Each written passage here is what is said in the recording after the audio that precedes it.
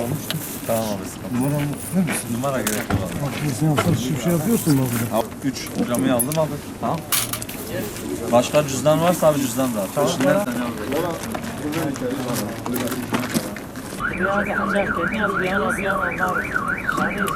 Bu Ali'ye biliyor musunuz?